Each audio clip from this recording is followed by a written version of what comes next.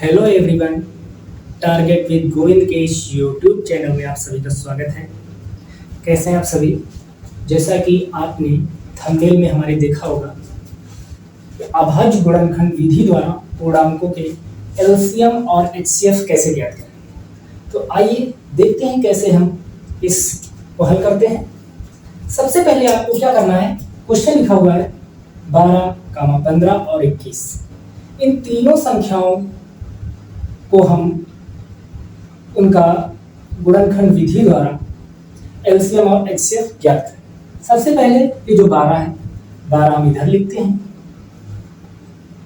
इसके गुणनखंड निकालते हैं। आप भी निकाल लेना। 2 6 12, 2 3 6, 3 के 3, ये 12 के निकल गए। तो जब हम इधर 12 लिखेंगे तो इसी के बराबर में 12 के गुणनखंड लिखेंगे।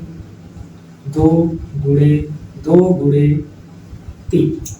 अब 15 के गुणनखंड निकाल लेते हैं।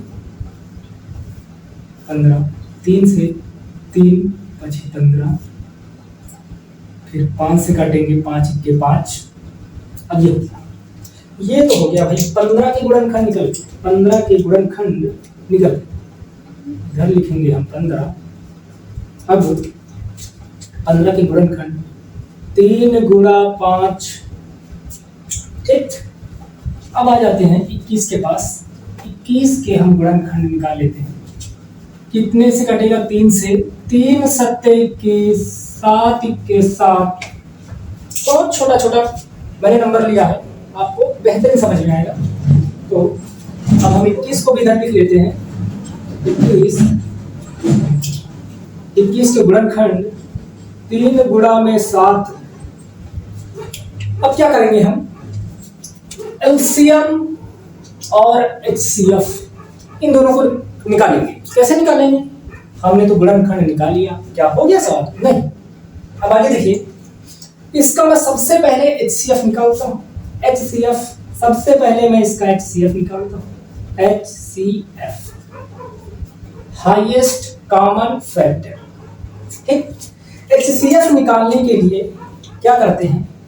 जो हर जगह कॉमन मिल जाए, जो हर जगह कॉमन मिल जाए, एक जैसा। हमें अगर ये 3 संख्याएं हैं, ये 3 संख्या है हमारे पास।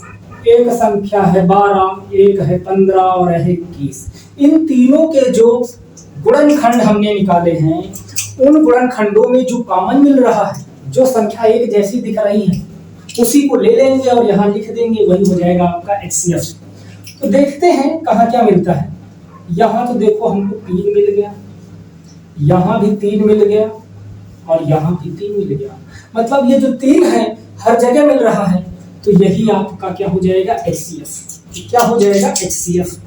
जो संख्या जो भी आपको हर जगह से बरोबर मिल जाए, वही आपका एचसीएफ होगा।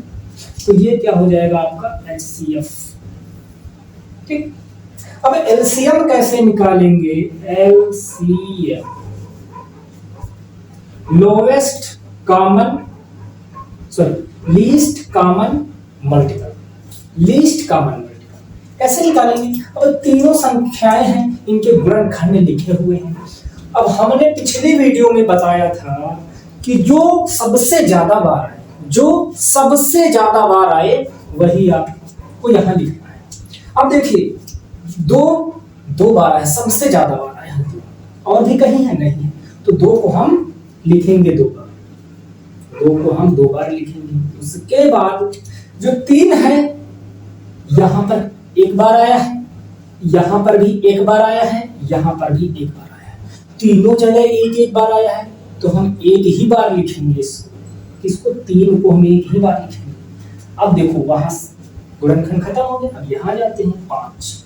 क्या 5 और 1 बार भी आया? मतलब और ज्यादा बार आया? नहीं, 1 बार आया। यहाँ नहीं है, यहाँ नहीं, मतलब 5 1 बार आया है, तो बस 5 को 1 बार ऐसे लिख देते हैं। अब 7 भी 1 बार आया है, 7 को लिख देना है। अब इसका गुणा करेंगे। 2 दूनी 4 या 12, 12 पंचे 60। उस 60 गुणे 7 करेंगे तो आपका कितना आ जाएगा? 7 42 420। 420 क्या निकला? ये निकला है आपका एलसीएम, ये आपका एलसीएम निकला।